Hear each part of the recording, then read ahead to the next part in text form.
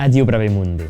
Entre le français et l'occitan, il y a beaucoup de ressemblances, mais aussi pas mal de pièges.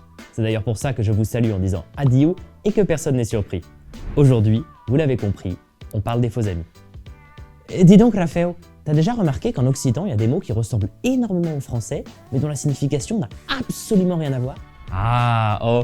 Et d'ailleurs, la dernière fois, un de mes collègues a dit à mon ami « Es brave et un drôle ». Et lui, il a répondu « Merci, j'essaie d'être marrant ». Et alors là, tout le monde a rigolé.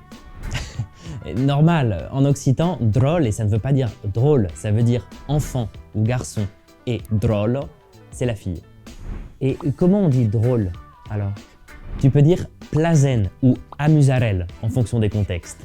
Il y a notamment ustal qui veut dire maison mais que beaucoup confondent avec hôpital. Il y a tapa qui ne signifie pas du tout taper mais bien fermer. Taper ça se dirait tusta. Et enfin il y a bouler qui signifie vouloir et non pas voler qui se dirait boula pour un oiseau ou rauba pour un voleur.